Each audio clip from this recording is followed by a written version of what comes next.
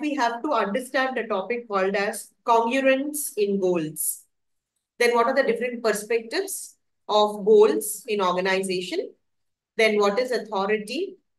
What is power? And what are the traits of successful power users? So these are all the contents. We'll move on to the first topic. The first topic is organizational goals. So we all know that every organization has different goals with which they have been established. For example, some of the organization goals could be to provide service, to provide opportunities to the people so that they will do some betterment to the society. Some organization goals would be profit motives, to earn profits. Some organization goals could be sustainability. Some organization goals could be to reach number one position in the market. So every organization has different types of goals. What are goals? And specifically, what are organizational goals? So organizational goals are measurable objectives that are set to help an organization achieve its motives like profits. I just told you a few of its examples. Higher profits, enhanced customer satisfaction, large market share, gaining large market share, employee retention, or doing some innovations in the products, in the goods, in the services that are provided by the organization. So organizational goals should always be, there is an acronym called as SMART, S-M-A-R-T. So always the goals of an organization should be SMART goals.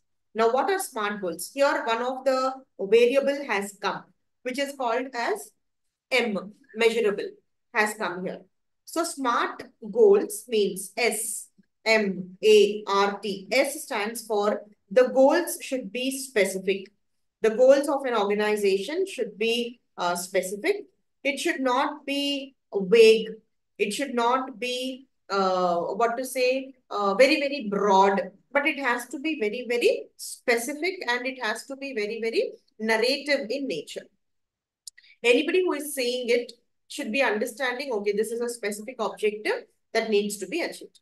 The next one, the objectives that are going to be worked upon should be measurable in nature. What is measurable? The people who are going to work on the objectives, they should be able to, at the end of achieving of the objectives, measure it. To what extent the objectives have been accomplished. To what extent my objectives are still not accomplished. So it should be measurable. Then it should be achievable. Achievable is, I should set the goals which are achievable, like practically possible to achieve. I cannot set some objectives for my organization or goals for my organization which are highly unrealistic, which are highly not possible to accomplish. Those types of goals doesn't serve any purpose. Then our goals should be relevant. Now, if you're working in a particular sector, that particular sector wise, your goals should be. You're working for a service sector and your goals are related to retail sector. That means your goals are not relevant. Your goals are not appropriate. So your goals should be appropriate. And then lastly, T in SMART, T stands for time bound. Your goals should not be accomplished forever. Rather, goals should be accomplished with a time limit. For example, in 1 month, what I want to achieve. In a quarter, what I want to achieve. In half year, what I want to achieve. In a full year, what is that I want to achieve. So that is about what is organizational goals. So organizational goals should be specific, should be measurable. It should be time bound. It should be relevant, and it should also be achievable.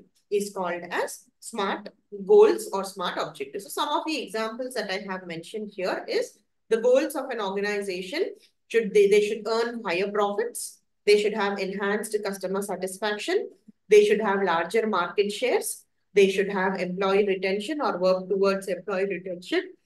Or they should work towards innovation, creating innovative goods and services for the customers. Then moving on, organizational goals. There are 3 different types of organizational goals. Now, these 3 different types of goals are corporate goals, tactical goals, and operational goals. Now, when we talk about these goals, Every organization has multiple sets of goals. For example, individual goals are there, department goals are there, unit goals are there, organization goals are there, HR goals are there, marketing goals. So there are multiple hundreds of goals are there. Nazia, you raised your hand. You want to tell me something? Yes, ma'am. Can you please share the slide? Change the slide.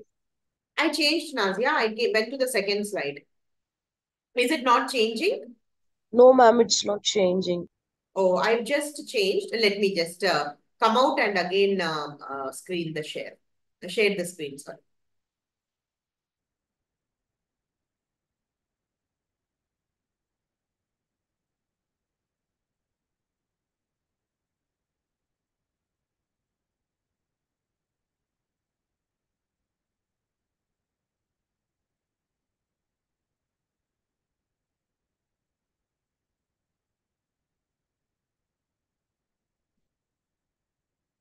Can you see now? Yes, ma'am. I can see. Can you see the second slide now? Yes, yes. Okay, right. So types of goals I was just talking about. So there are different types of goals that organizations set for themselves. So organizational goals broadly for our study now, whatever we have to study, but relevant to our topic of goal congruence, I would like to explain about three types of goals. Corporate goals, tactical goals, and lastly, operational goals. Now, what are corporate goals? Corporate goals are the goals which, at a very, very broad level, framed and formulated, implemented by the top level management. Now, for example, the vision, the mission of the organization, which is a very, very strategic in nature, which is high level involvement is needed. High level involvement is wanted by the individuals, by the employees of the organization. So therefore, we have to see that the goals, the first goals that needs to be set by organization has to be the strategic goals. Then secondly, we have tactical goals. Now, tactical goals are the goals which have to be set by the middle level management. And these goals will help me to implement and put into practice and achieve the corporate goals. So when we talk about corporate goals, from the corporate goals, our tactical goals are drawn. Our tactical goals have to be implemented within a time period of 1 to 2 years. That is long term, 1 to 2 years. Corporate goals are even more longer. It is from 3 to 5 years. Then moving on to the last type of goal called as operational goals. So operational goals are the goals which are very, very short term in nature. What is meant by short term? Short term is it will range from few months to a year, not more than a year. And they are set by the middle level and also the floor level management. So these are three different types of goals which are very, very dominantly practiced in the organization, which has to be formulated by the organization.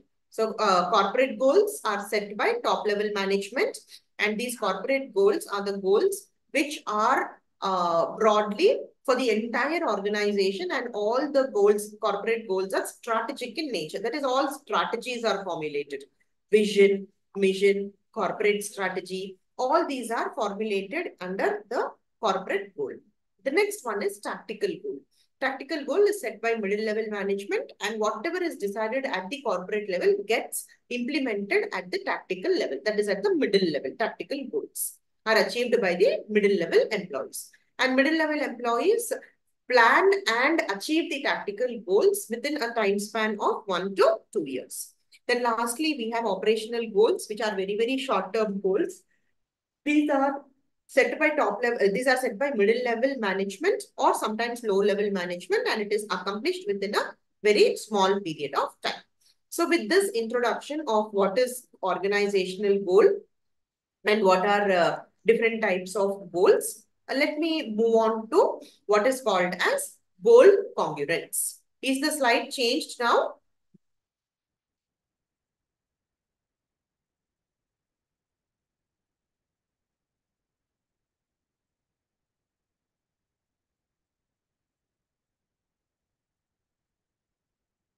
Venkata Krishna, Is the slide changed?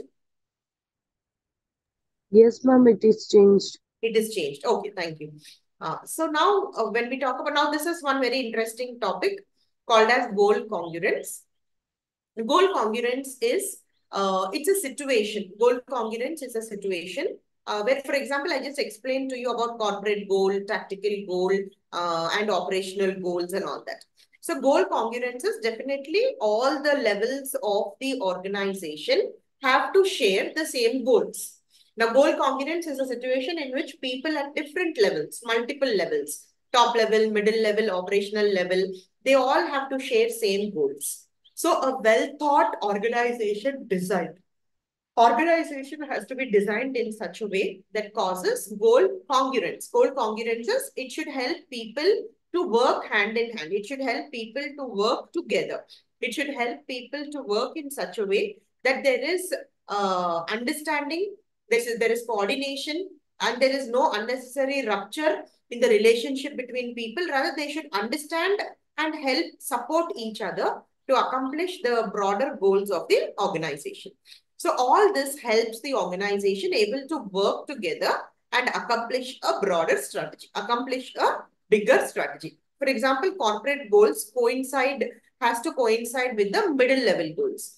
Middle level goals will coincide with the tactical level goals. So there is congruence. There is interdependence between different types of goals in the organization. So goal congruence is a very important concept in management where people should not say my goals are important. I will achieve my goals first. Then your goals will be achieved. No, that's wrong. If goal congruence is a situation in which all the people at all the levels of the organization should be focusing, concentrating, and achieving the same types of goals in the organization. So a well thought of organization design, the organization structure, the hierarchy should be planned so that there is proper congruence and there is proper results that are achieved by the organizational members as such. So goal congruence also has another perspective. Now, what is another perspective of goal congruence is that the objectives of see I have individual my own objectives I will also have organizational objectives to be achieved. I will have my goals, individual goals will be there, department goals will be there, organization goals will be there. So goal congruence is an organization in an organization implies or signifies that the objectives of individuals who are working at different levels, departments, they have to align with the organizational goals, which is again very, very important. I cannot completely concentrate on organizational goals and my individual goals take a back seat. No. In the process of achieving my organizational goals, even my individual goals should be accomplished, should be achieved in order to see that I am also happy and satisfied as an individual. So goals organization has. If organizational goals are accomplished, organization is profitable and successful. In the same time, at the same time, even my goals, individual goals should be accomplished. And I, as an individual, as an employee, should also be happy working for the organization. So there are two things. One is the goals of top level, middle level, and tactical level should be all the objectives and goals should be same, and they all should work on same goals and objectives, probably at different cadres, at different levels. Similarly, individuals, different target groups now. We saw levels, now target groups. Individual level, group level, and organizational level. So organizational goals are anyhow getting accomplished. Organizational goals are anyhow getting achieved. In the process of achieving the organizational goals, I should also be able to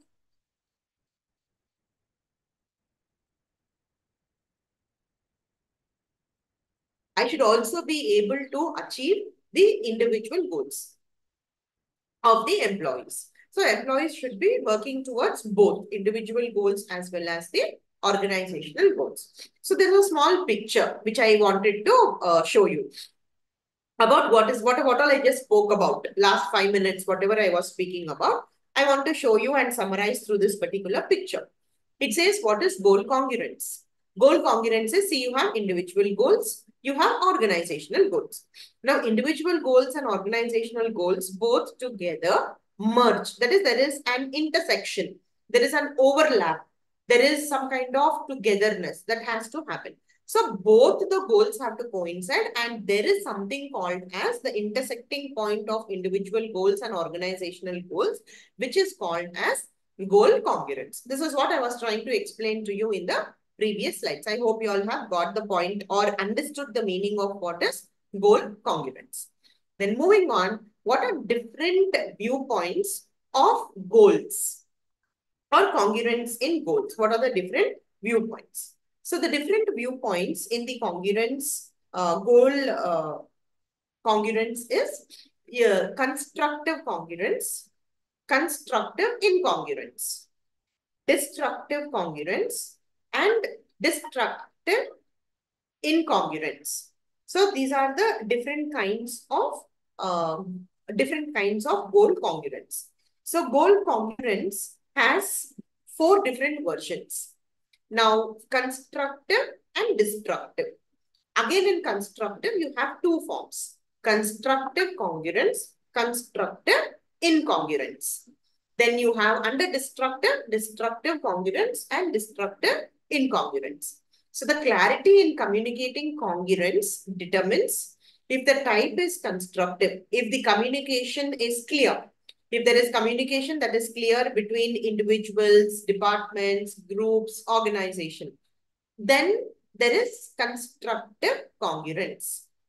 Then if I have the communication which is unclear, there is some biased communication, incomplete communication, or there is sometimes no communication at all, then it is called as destructive congruence.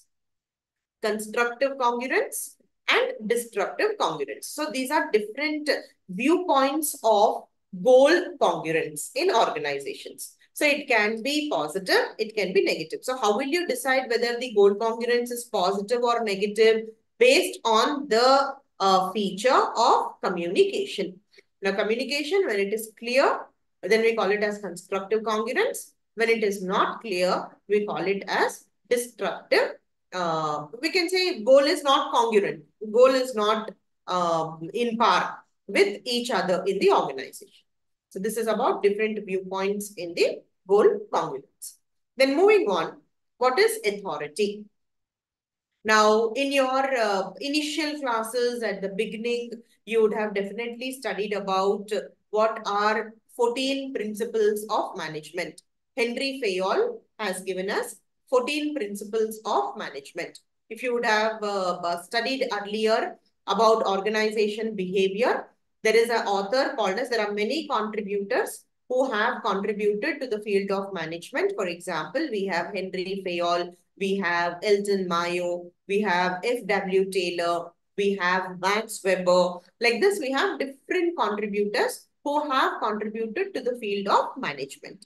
So what is the contribution that they have made? They have spoken about what things should be practiced or what are the various practices that should be implemented in the organization, which will make organization a better place for employees and the management to work for.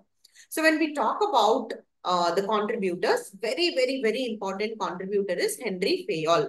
So Henry Fayol has given 14 different principles of management. I hope you would have you remember what was taught, the 14 principles. So in that 14 principles of management, one of the principles is called as authority. We have principles like scalar chain, division of work, authority and responsibility. Then we have stability of employment. Then we have esprit de corps, all this. When we had studied, I had told you about all these things. So one of the very important principle of management, which plays a very significant role, is authority. Along with authority comes what is called as responsibility.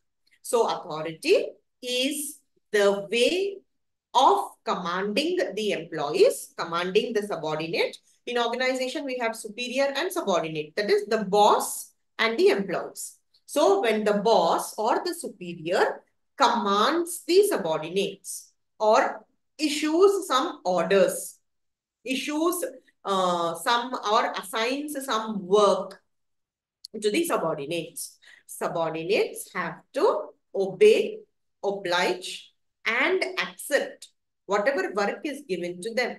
And they have to fulfill that particular work. Is called as authority. Now, it's a right. It's the right of the superior. It's the right of the boss. It's the right of the manager to give orders to make the employees work.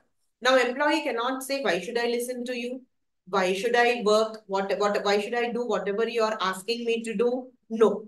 That's the philosophy of the relationship that exists between the superior and the subordinate. So superior always gives work, assigns work, commands the subordinates, orders the subordinates to do certain work. And employees or subordinates have to finish that work. Now, why? Why is authority given? Because if authority is not given, who will take initiative? Who will get the things going in the organization? Nobody will take voluntarily responsibility to, okay, this work I will take care. If this work is not happening, I'll get it done. Nobody tells like that. Nobody usually comes forward to do that.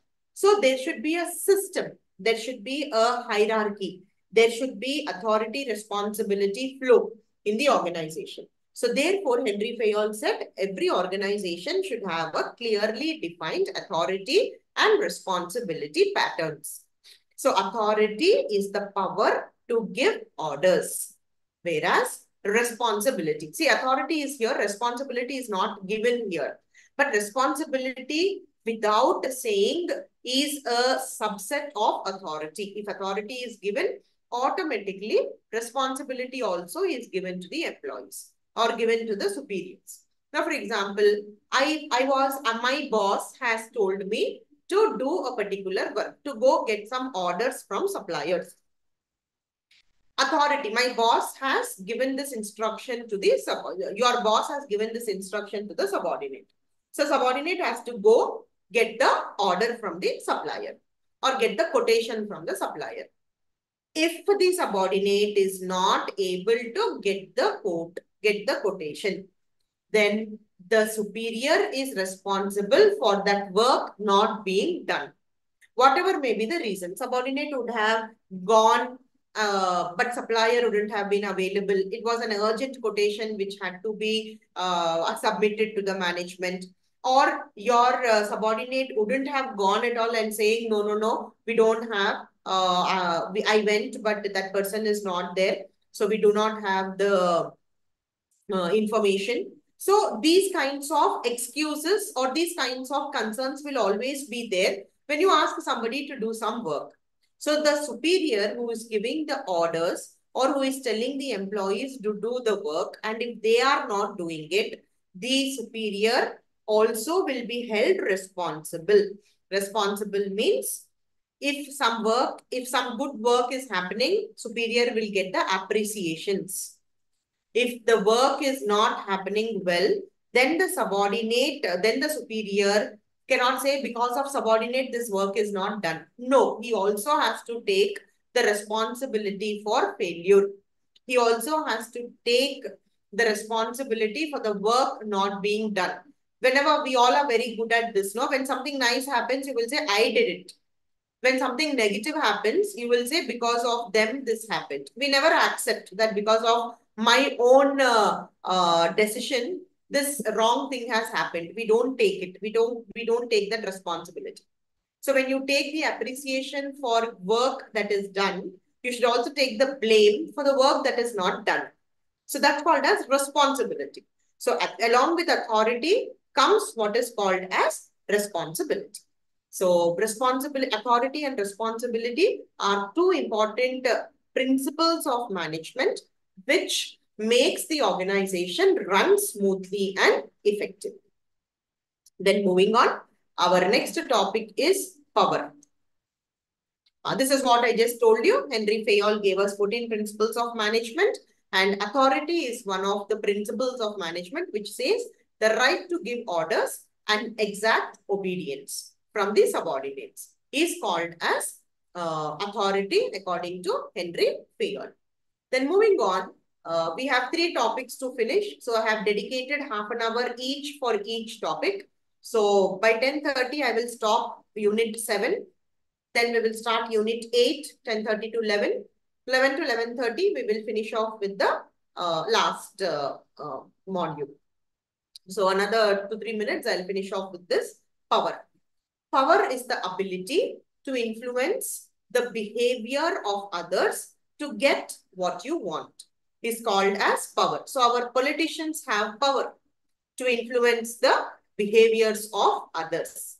The leaders of the organization, that is, all the leaders who are big people in the organization, CEOs, managing directors, those people have a very, very high power or great power with them so that they influence the behavior of others. Behavior is the way you think, the way you act, the way you react, the way you respond. All these are called as behaviors. So power is also very, very important because I, as a superior, have to guide thousands of people. There are thousands of people who are working with me. So I cannot just make 1,000 people work without power. You have to have power because power will make you influence others. You can influence others positively or negatively. So you might have power. You have power of knowledge. You might have power of expertise. You might have power of talent. You might have power of money. You might have power of, there are so many different kinds of powers superiors have, leaders have, because of which they are able to influence the behaviors of others. Okay, so I want to explain to you very briefly. This is important. You might also be asked in interviews or wherever you go for any kinds of interactions. You might be asked about what are different kinds of powers, what powers do you know, what are the powers that you practice for yourself. Some kinds of questions like this might be asked. The first type of power is legitimate power. Legitimate power is the power that is given to the leader by the organization, or the power that is given to the superior by the organization to monitor and use the organization resources in order to accomplish the organizational goals. So this is a power, legitimate. Legitimately it is given. Wantedly it is given. It is given to the leaders to monitor, all the superiors to monitor and use the organization resources like raw materials, time, money. These are all the resources. So why we have to use the resources? The power is given to you to use the resources. Why you have to use the resources? The broader perspective of using the resources to accomplish the organizational goals is called as legitimate power. The next one is reward power. Reward power is the leaders or the subordinates are given the power to give increments, promotions, up to appreciate the employee's work, to put people on some rewarding projects, interesting projects, give people perks, incentives. So that power is given to you. So reward power is the power that is given to the superiors to allow employees to have promotions, increments, and so on and so forth. Like positive kind of power. Next, coercive power. Leaders are also given the power to punish or to withhold a punishment. So punish is when you do something wrong, something really very drastically wrong, which has caused damage to the functioning of the organization or which has stopped the organization to achieve its broader goals. Then power is given to superiors to kindly handle the subordinates. So that kind of power is called as coercive power. Next one is expert power. So expert power is a power which is given to the superior because they have lot of knowledge, exposure, professionalism, experience, expertise. So they are experts. Anything you ask them, anywhere, any issue, any problem, they will be having the solution at the tip of their finger. They're experts. It's a power that stems from superior's ability or expertise. So in this group members, in this kind of power, the individuals, the subordinates depend a lot on the expert. Any problem they have, they quickly run to the superior asking, sir, please give a suggestion, sir, please give me an idea, what can I do, and all that. So that kind of power is called as expert power. The next one is referent power. Now, referent power is, now this is very, very popular kind of a power. It's a fame. Fame is a critical aspect of referent power. Mainly, now people have power. For example, Virat Kohli has power to influence the behavior of so many youngsters. They want to be fit, they want to be active, they want to be ambitious, they want to be good looking. So Virat Kohli is not coming and telling you personally, but referent power is you take some big personalities as your role models. You want to be like them. You want to be like them. You want to dress up like them. You want to behave like them. So referent power, the word for referent power is fame makes some people get this power automatically. So there are so many famous people in film, sports, movies, music, so many areas. There are so many people who have lots of fame, who have the power to influence the behavior of others. Next one, charismatic power. Charismatic power is the power that people have because their personality is such that their physical personality, their emotional, psychological personality is such that they have power to influence others. So charismatic is, see, for example, when somebody is talking, you like listening to them. Vivekananda was one of the charismatic leaders. Mahatma Gandhi also charismatic leader. There are so many politicians also. When they speak, you feel like listening to them because they have such good personality. The way they talk, the way they express themselves, the way they carry themselves, the way they dress up, all these factors make them have what is called as charismatic power. So charismatic power also makes the people uh, influential. They can change the behaviors of the individuals. Okay. So with this, we finish with module 7. We will do module 8. Just give me 2 minutes. I'll stop this slideshow. We have another PPT. I'll try to open it.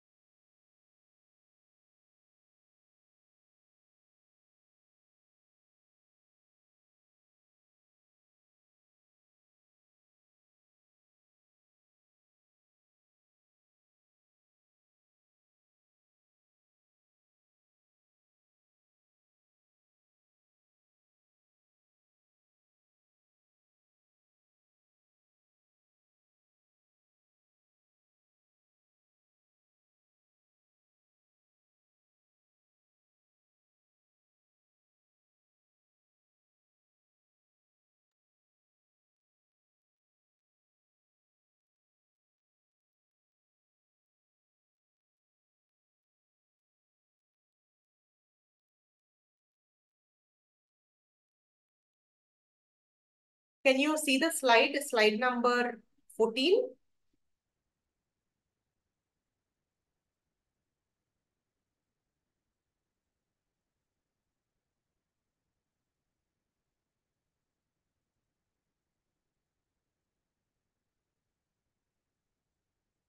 Am I audible? Can you see the slide? Can somebody Ma'am. respond? Yes, ma'am, we can see the slide. Right. Okay. Thank you so much.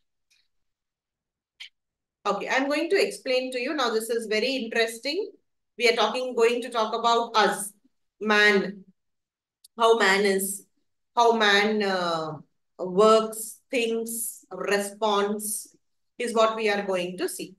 So, what do you mean by nature of man in the first place? So, we will see what is nature of man. So, in simple words, what is nature of man is every human being. When we talk about man, I'm talking about human beings, individuals as such.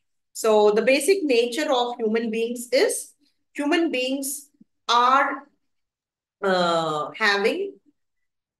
they have their own thought process. They can think, they can act, they can feel, they can respond, they can react, they feel happy, they feel bad.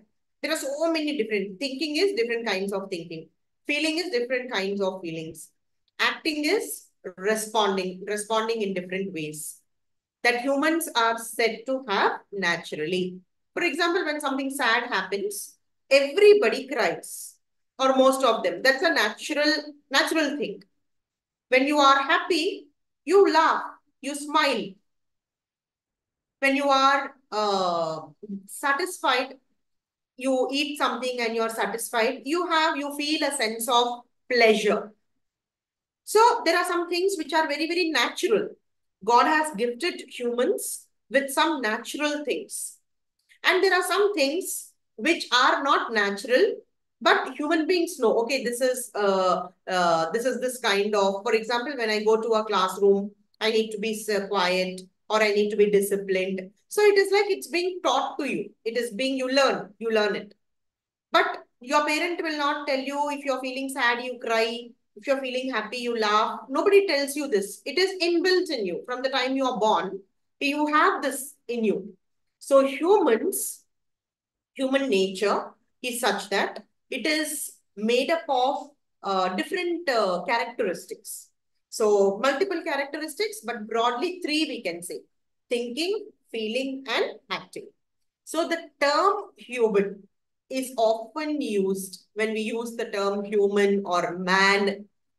These words are often used to denote the essence of what is meant by human, what it means to be human. Human. Nowadays, we don't have time for anything. Sometimes we don't have time for ourselves. We don't have time for family. Human means people who have a very nice personality, which people should use for their good and also for good of others. Being human is being kind, being understanding, being cooperative, not being jealous, not being harmful, all this. So human is being a good individual is called as human. Now we have different models of man. The different models of man you can see here: rational economic man, social man, self-actualizing man, and complex man. So we have four different types of individuals. There are four different types of mans or human beings from organization's point of view. So please understand, I am not talking types of people just like that who are there in the world. No, I am talking about people and types of people or types of man, mindsets of man, people, human beings who are working in the organization, because our subject is organizational behavior. So, in the first place, I should know what are the behaviors of the individuals. So, based on the behaviors of individuals, I will try to construct the organization policies and procedures which might be used for the better functioning of the organization. So that's why we are going to study all these models, not in general, but in specific to the organizations. The first one, rational economic man. Now, we have studied something called as scientific management. F.W. Taylor, he's called as father of scientific management. So he has given us a topic, or he's given us the concept called as scientific management. Now, this concept of scientific management is based on the belief that rationally explaining, correctly, logically, validating and explaining one best way to do things and offering incentives to the workers in the form of piece rate bonus, organization output and profits can be increased. That is, tell the employee that you do the work. In scientific management, we tell to do the work. We also tell how to do that particular work. It is not just the work which is told, but also the method that needs to be used to perform that particular work is also clearly mentioned, clearly spelled out. So, a rational economic man is if you tell people clearly what has to be done, how it has to be done. If you do this, what is the benefit that you will get? That is, I am logically explaining to people. People will definitely do well. And if people understand well and they do well, automatically, even the organization will gain profit from that particular uh, rationality. So now, for example, I will tell, I want this unit to be produced. I say I want a brick to be made. How to do the brick also, I will explain to you the process. After that, I will say, if you do 10 bricks per day, I will give you so much of money. That is, you will receive some money. But if you produce more than 10 bricks, 12 bricks, 15 bricks, 20 bricks in a day, I'm giving you only a standard of producing only 10 bricks per day. I'll give you some money. But if you produce more than 10 bricks or more than whatever is the standard that is given to you, then I'll give you incentive or I'll give you bonus. Automatically, people will feel motivated. And I will say, number of units produced, you will get the high amount of pay. So it is piece rate system. Piece rate system is, if I produce 1 unit, I'll get 10 rupees. 2 units, 20 rupees. 3 units, 30 rupees. So piece rate. More the units you produce, more the salary or more the incentive that you can receive. So that is called as rational economic man. So tell people, do it this way, do this, do it this way. This is the reward that you're going to get. People will automatically get motivated to work.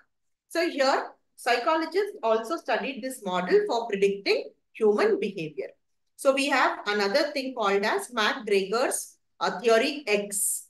So MacGregor is an author who gave us different theories about employees. Theory X, theory Y. Theory Z is also there, which is given to us by Japanese author William Auchi. Anyhow, I'm not going into all that. Now we only have to understand that what is rational economic man. Rational economic man is a man who has to be told what has to be done, how it has to be done, and if you do it, what is the reward that you're going to get? Automatically, people will work well and they will be profitable to the functioning of the organization. Next one, social man. Now, social man is, we all know that we all like to socialize, talk, interact, express ourselves, talk to people about what we like, what we are happy about, what we are not happy about, what makes us feel sad. All this we would like to express about is called as people are social people or social animal. Individuals are social animal. So when you work individually, you work, but when you work in a group, you will be more efficient and effective. So with passage of time, there is a author called as Elton Mayo. He's conducted multiple experiments to know the importance of human relations, to know the importance of interpersonal and human relations among people. Will human relations increase the productivity, or will human relations decrease the productivity of the organization? So he conducted a series of experiments by taking people, by using people. So after conducting series of experiments, he concluded that people are social animals. They would like to interact. They would like to have, they want to maintain good human relations. They recognize that man is part of a social group. If individual is part of a social group, individual will be able to work well, work efficiently, work effectively, work happily, work joyfully. He is influenced by many social forces. He is influenced by many social forces and also seeks satisfaction of the needs which are related to maintenance of his social relationship. So see girls, I'm sorry. See, when we talk about a social man, take yourself, you put yourself into the picture of what I am explaining. You're all alone at your home. You're all alone at your class. You're all alone at your office. Only you are there. There is nobody else. Won't you go crazy? Won't you go mad? Because you'll have so many thoughts going on in your mind. You want to share it with somebody. You have some good time. You have some good moment, some happy moment happening in your life. You want to celebrate it. You cannot celebrate with yourself. You need some people with whom you can celebrate. There is some tough time you're going through. You're low financially. You're low emotionally. You want somebody's shoulder to weigh away all your issues, weigh away all your concerns and problems and all that. So Elton Mayo and his associates conducted experiments to find out what is the impact of social relationships on the productivity of the organization. If people are put in groups, if people are put together to work, if people are put together with the group they like working with, what is the impact on productivity? So like this, different kinds of experiments were conducted. If I put you together and make you work, and I put together all the people with whom you would like to work with, and I don't give you certain facilities, will you still be working effectively or no? Definitely yes. If you have a very close bunch of friends, you are sent to some place to enjoy. So irrespective of the place, whether that place has proper facilities, whether that place has proper food, whether that place has proper amenities and all, you feel if I'm with my friends, it's enough. I'll be more than happy. It gives me more happiness than any other luxury or any other privileges as such. So social man theory says that individuals would like to be socializing for different reasons. And when the organization allows people to socialize, they will be more productive. Socializes in the sense, I mean to say, you make human relations as an important aspect of functioning of organization. Automatically, the people will be more productive and people will be more happy and satisfied. So Elton Mayo is the author who conducted these experiments and who conceived the concept of social man when he carried on the Hawthorne experiments or Hawthorne studies. I told you, he conducted the experiments. So the experiments that were conducted by him was called as Hawthorne experiments or Hawthorne studies. Next one, moving on. The third category of man, category of people or category of studies that were conducted is called as self-actualizing man. So self-actualizing man is an extension of a social man, and it is also extension of the first model, the rational man, the organizational man and all that. So the social man concept assumes that formation of groups is the basis of satisfaction. But as against this, the self-actuating man assumes that man's inherent need is to use his capabilities and skills in such a way that he should have the satisfaction of creating certain things. Now, this is very, very interesting, girls. Not everybody will be self-actualizing, self-actuating. Self-actuating is, see, God has created all the human beings alike. Alike is the same kind of brain, knowledge, intelligence, everything. But as we grow up from being kids to growing up, we somehow judge ourselves and say, maths is tough for me. I cannot do this. I cannot sing. I cannot drive a bike. So we are like, we have the capabilities and skill because God has blessed everybody with the same kinds of capabilities and skills. But we narrow ourselves. We stop ourselves saying, no, I cannot do this. No, I cannot, I will not be able to do this and all that. The concept of self-actuating says that human beings are made in such a way that they are capable of doing anything and everything. And human beings get satisfied when they create something new, when they create certain things. For example, I develop a new product, I make a new technology, I make a handmade craft, I make a particular dish, nice, flavorful dish I make. So we have the capabilities, but only thing is, not everybody understands understands and identifies what capabilities you have, and you don't utilize those capabilities well. So individuals who know their potential, who know their strengths, who utilize their potential and strengths to the fullest extent possible are called as self-actuating people, self-actuating man. Nothing gives them satisfaction. Being with friends doesn't give them satisfaction, or the concept of rationality doesn't give them satisfaction. What gives them satisfaction is their capabilities and their skills they have used to create something new gives them the sense of happiness and satisfaction. Is called as self-actualizing man. Then moving on to the last one. The last one is complex man.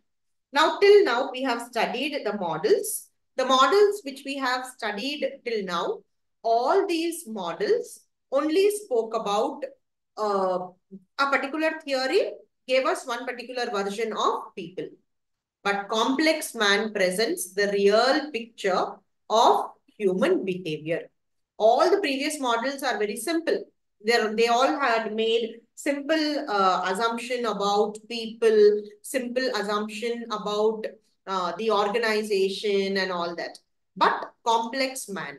Now, complex man, there are some things about complex man.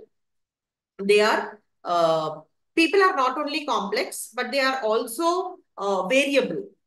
Though their needs can be arranged in hierarchy, different people may have different hierarchies of needs. Now, humans are complex. Complex means they have abilities, greater talents and all that. So first one is people are complex because different people have different needs. So needs have to be fulfilled. Then we have people are capable of learning anything new that comes their way. We learn so many things. We just don't learn in schools and colleges. Everywhere in the office, in the workplace, at home, there are so many things that you have to learn. So people are capable of learning new things. Then people's motives are different. Different organization have different objectives, goals, and all that. So different people have different goals and objectives. Organization goals and objectives are different. Individual goals and objectives are different. People can respond to many different kinds of management strategies. Now, whatever organization is formulating the strategy, may it be vision, mission, or whatever, different people have different perspectives. Some like it, some don't like it, some like it partially, some love it. Like that, different versions they have. So people are not same, people are not similar, people are complex, people are complicated, they have concerns, they have issues. So complex man says that people have different kinds of variations, though they all are made similar, but they are complex and they are different. So different people. For example, money gives me happiness. Somebody else, recognition gives happiness. For me, staying alone gives happiness. For somebody else, working in a group gives happiness. So we all are same, but see, we are complex. We think differently. So that's called as the concept of complex man. So with this, we finish the next module, module 8. I'll move on to module 9, the last module which we have to do, which is called as personality. Okay, so just give me a minute, girls. I'll share the screen with you all.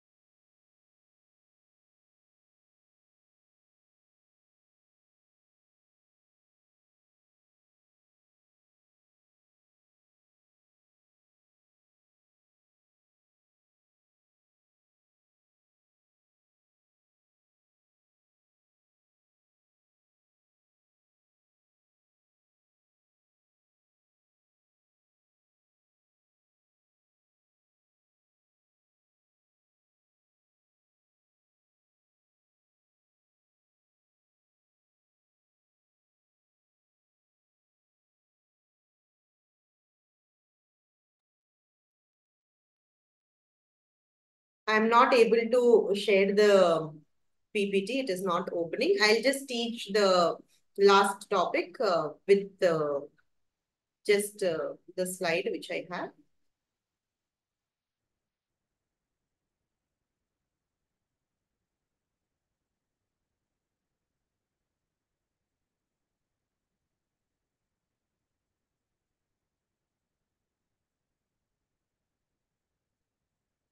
Okay. The next topic that we are going to study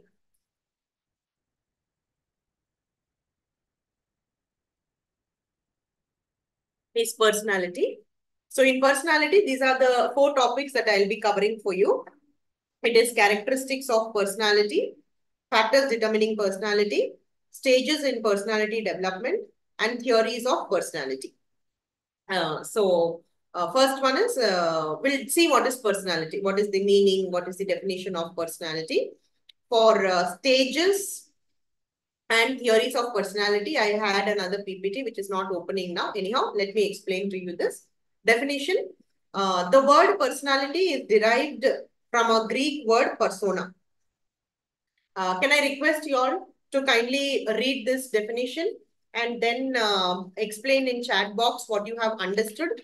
Just 2 minutes of time if you can take and do it, because continuously since long I am only talking, so I don't know how far it is being understood by you all and all that. I kindly request you all to go through this definition and put in the chat box what did you understand What is the meaning that you have understood about personality?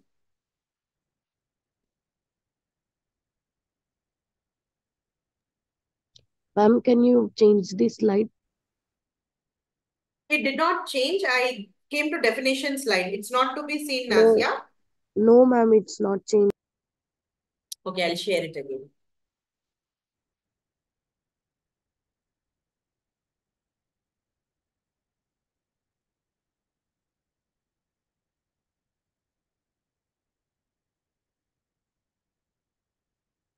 Is it visible now? Yes, ma'am.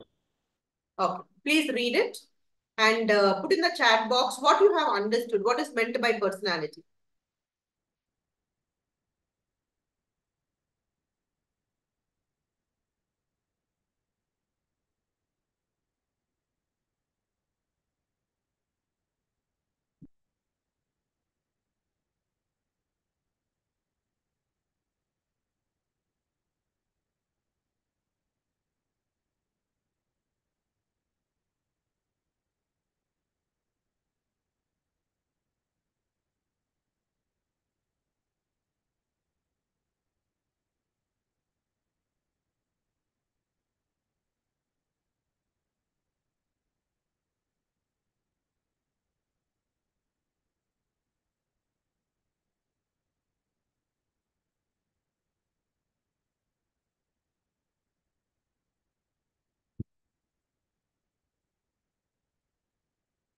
No messages in the chat box. Please put, let me see.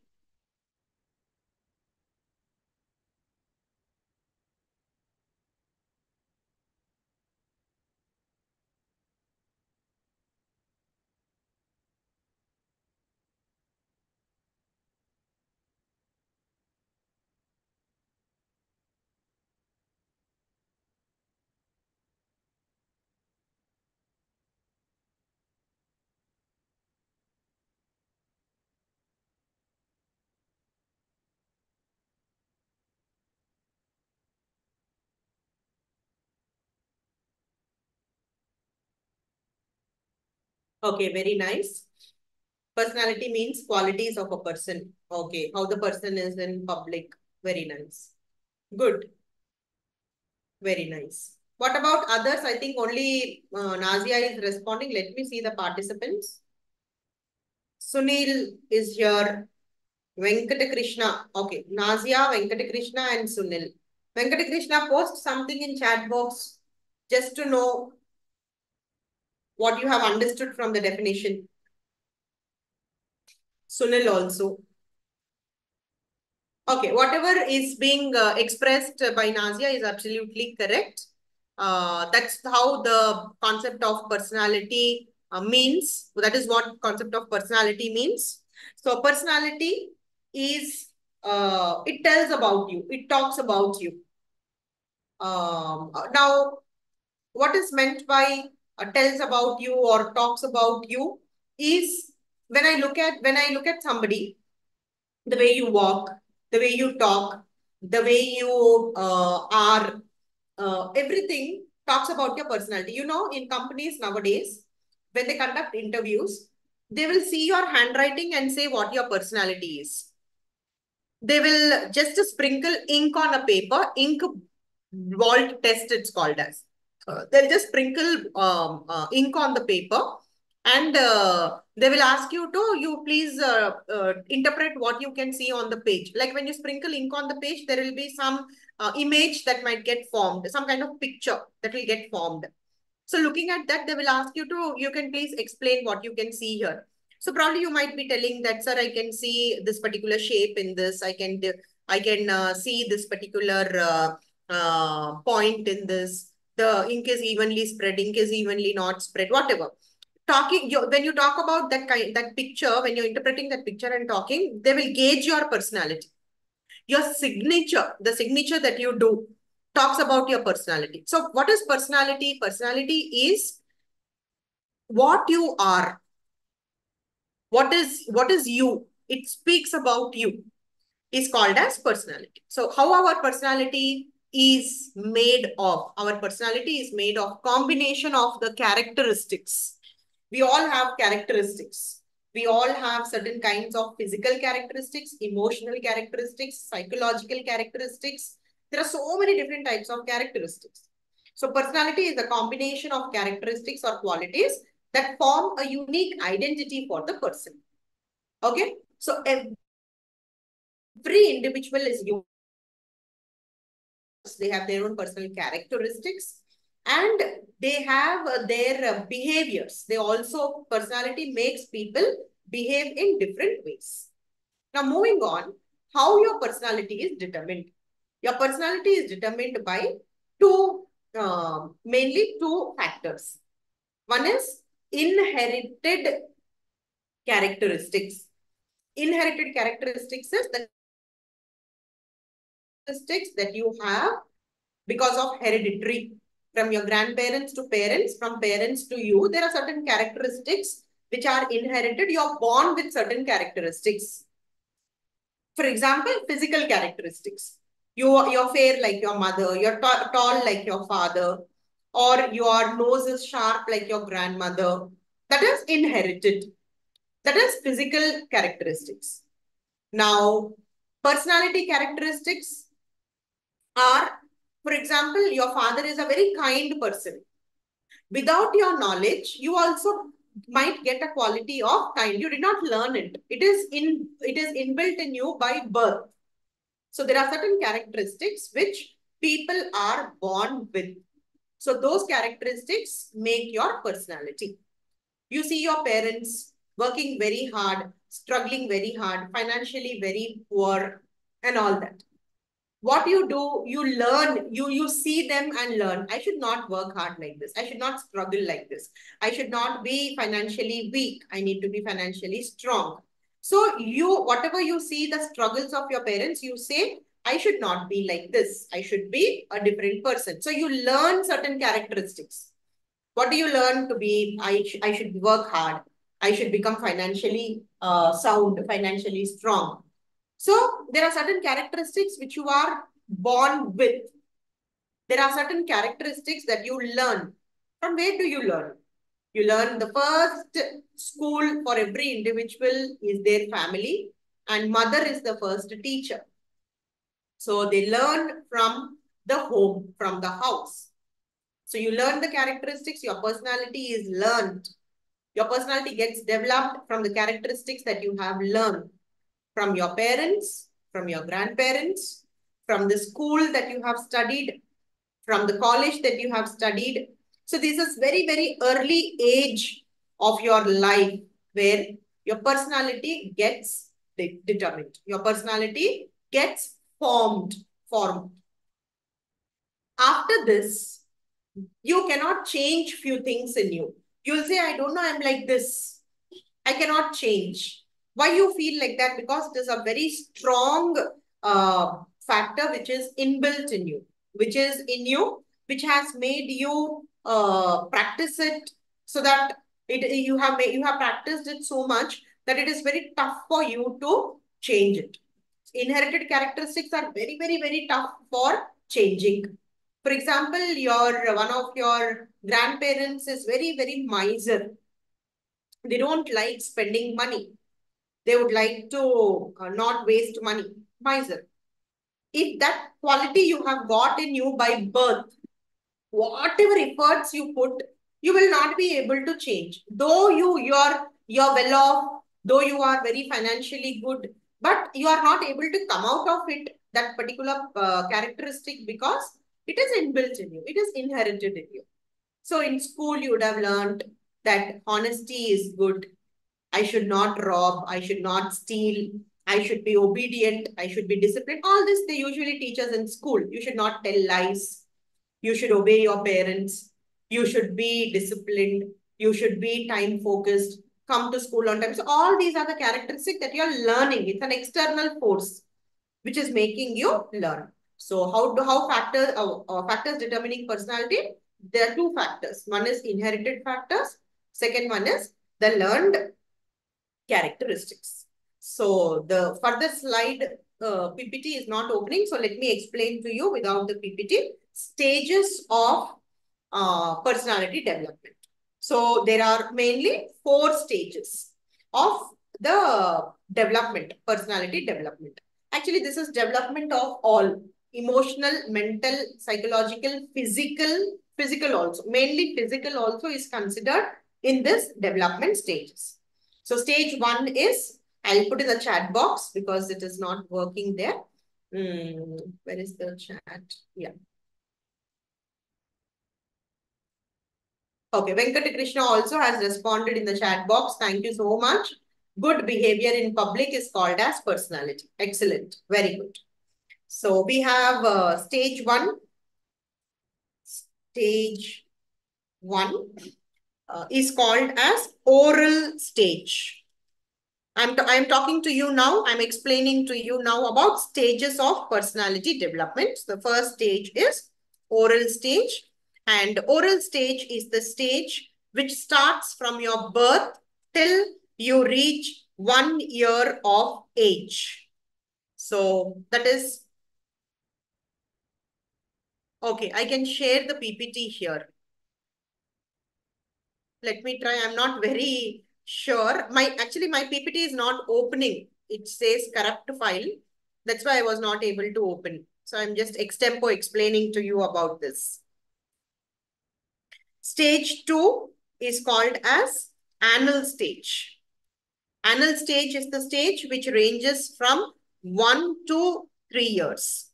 Stage two, anal stage, uh, 1 to 3 years. Then third one is stage three, phallic stage. Phallic stage, and this stage is the stage which ranges from 3 years of age to 6 years of age, 3 to 6. So 0 to 1, birth to first year is oral stage. 1 to 3 years is anal stage. 3 to 6 years is phallic stage. And fourth stage, there are many stages. As of now, this is a broad one, a bigger one, which talks about only four different stages. So last one is after 6 years of age to 13, 14 years, till that kind of age is called as latent age. And the last one, the fifth stage, I told you there are four, but the fifth stage also is very important to study, because the fifth stage is the stage which stays with us till we die. We are in that fifth stage till the time we die. Why there is no age that is fixed for the last stage, genital stage it's called as, because everybody will not die at the same age. We all have different time periods or different ages at which we die, for which we don't have a particular end age that is given to us under the genital stage. So now when we talk about these five stages, now these five stages are mainly to do with your age, and along with age comes different levels of maturities that will come to you automatically. And how this will come to you? This will come to you because of what is called as inherited factors and learned factors. So that's how you come into this particular age. Whichever age you fall into, you come into that particular thing. So first oral stage, then you have anal stage, you have phallic stage, latent stage, and genital stage.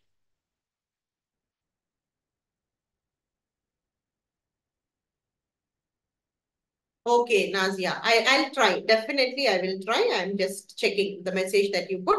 I'm just checking. Let me finish off with this small topic because it's 11:20. Another 10 minutes time only I have. Theories of personality.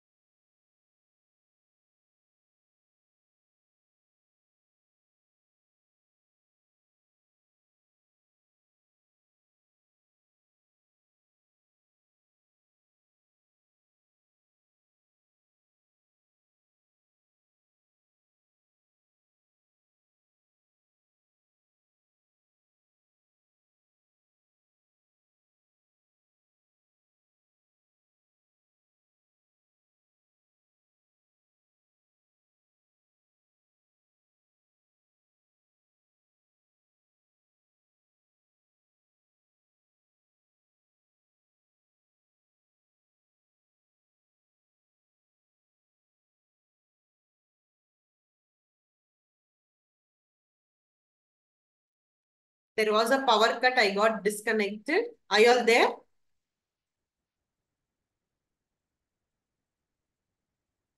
Yes, ma'am. Thank you. Yeah. So let me talk about Big Five personality. I was talking to you all about Big Five personality theory. This theory is based on the acronym OCEAN, OCEAN, OCEAN. And what does this personality talk about? That there are five different personalities predominantly, which is present in the individuals, and it is present in the individuals in different variations. In different variations, such as first one is O, openness, C, conscientiousness, E, extroversion, A, agreeableness, and neuroticism. So these are the five different traits, five different personality traits. So it is present in all the individuals at different variations. For example, some people might be highly extrovert, they might be just extrovert. Or they might be an introvert also. Opposite of extrovert is introvert. What is extrovert? People who are very, very social, people who don't mind talking to strangers, people who are very, very confident.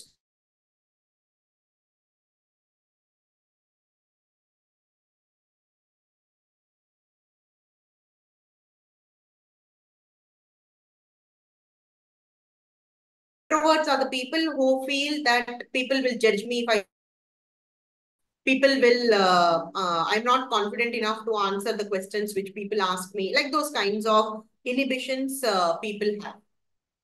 That's called as introversion. So Big Five personality model talks about OCEAN, ocean. So when you're free, you can just Google search and see ocean, openness to experience, C, conscientiousness, E, extroversion, A, agreeableness, and lastly, N, neuroticism. So it's all related to agreeablenesses. We all work in groups and teams, so we need to cooperate, support each other. Agree doesn't mean whatever nonsense the group says, you say yes. Agree is something that is genuine and real, accept. Something that is waste and nonsense, you can raise your voice and say, no, I don't agree with you because this is wrong. So your personality is, are you an agreeable person? Are you a non-agreeable person? Yes, I'm an agreeable person if it is right. I am a non-agreeable person if it is not right. So like that, you have variations of people's personality. So some people might be highly agreeable, some people might be low agreeable, some people might be just agreeable, some people might be extroverts, some people might be introverts, some people openness to experience. Some people will love to experiment, explore, innovate. They would like to face challenges. They would like to learn new things. Some people are like very reserved. What I know, that's enough. I don't want to learn anything new. I am very happy with whatever I am doing. They don't want any experiences. They don't want any challenges. They don't want any new things. They're very happy in their comfort zone. So openness to experiences, people with high openness to experience, they're open. They want to experiment. They want to learn. They want to challenge. Whereas low openness to experiences, people who are very, very reserved and closed, they don't want to learn, they don't want to explore. That's fine. Personalities will vary like that also. Next one, conscientiousness. Now, people, we have different kinds of people. Some people are having positive attitude towards life. Some people will have negative. Like some people are very optimistic. Some people are very pessimistic. So optimistic people, pessimistic people. So you have different variations of people. So Big Five personality theory or Big Five personality model is the model which is one of the very, very important models of personality, or we can say theories of personality. Okay. So here I come to an end of module 7, 8 and 9. I hope I was clear.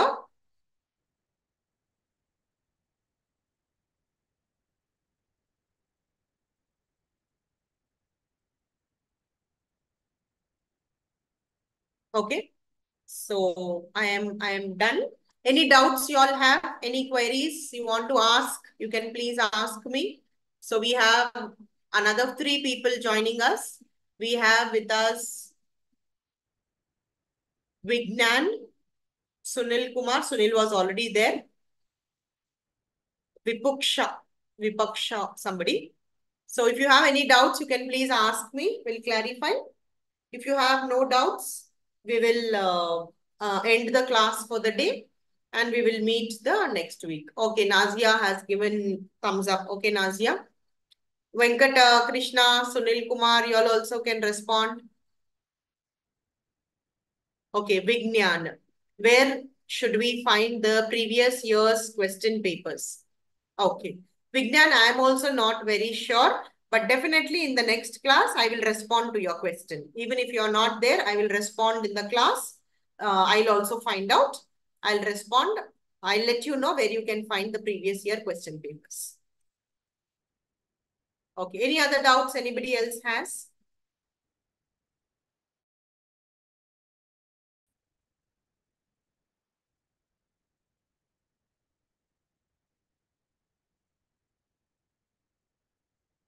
Okay. Okay, that's nice. No doubt, ma'am. I'm happy. I'm thinking that I explained clearly, so therefore you don't have doubt.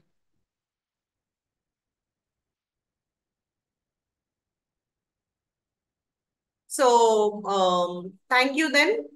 We'll meet next week. We will have the class again. Next week we will meet. So, do you stay in the same link for your next or join somewhere else?